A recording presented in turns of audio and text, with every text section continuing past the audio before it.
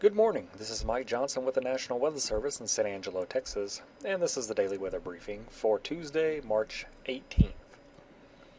We'll see warm and breezy conditions across west central Texas today, as well as temperatures well above normal. Normal for this time of year is in the upper 60s to lower 70s. However, today we're expecting high temperatures to warm into the 80s across the entire area.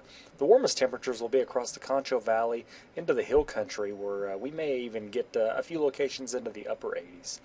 We will see gusty west winds develop throughout the day, and that's going to result in a high fire danger as relative humidities plummet to less than 10% across much of the area. So be careful with any outdoor activities that involve open flames or may produce sparks, as the wildfire spread danger will be fairly high for this time of year. We will see a cold front move into the big country later today, and that's going to shift winds around to the northwest. And this cold front is going to move across the remainder of the area during the evening and overnight hours. Temperatures tonight will be pretty close to normal, maybe a few degrees below normal. We should see temperatures in the upper 30s to lower 40s, and we'll see partly cloudy skies with winds decreasing during the overnight hours. Tomorrow looks to be about 15 degrees cooler than what we're expecting for today, with temperatures generally in the mid-60s to right around 70 degrees. Again, we'll see partly cloudy skies, and winds will remain fairly light throughout the day. And the remainder of the week looks to be fairly quiet, with another cold front due Friday night. The next chance of rain looks to be over the weekend, mainly Sunday into early Monday, but rain chances at this time remain around 20%, so it's not all that much to get excited about. But we're going to keep our eye on that part of the forecast and continue to monitor that as it gets closer in time. But we'll have a spotter training class tonight at Menard at 7 p.m. And this class will be held at the Volunteer Fire Department, which is on the south side of town, near the intersection of Clio Road and US 83.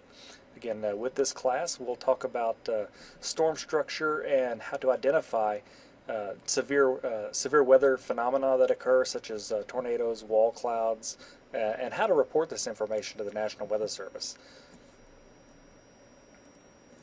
We'll take a quick look at the drought status across much of the state of Texas here. We do see moderate to extreme drought continuing across the west central Texas forecast area. Most of the area is in what we call a D1 and D2, which is a moderate to severe drought.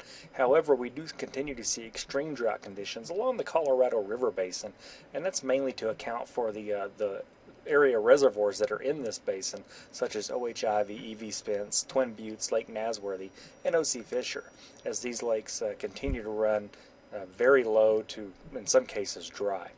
The drought conditions over the past few months have worsened, as we're all aware of the dry conditions we've had across the area. But compared to 1 year ago, we're actually slightly better than we were at that time. We'll have to keep an eye on rain chances to see if this improves over the next coming months.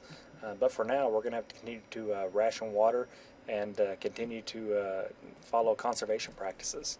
Again, this is Mike Johnson, National Weather Service.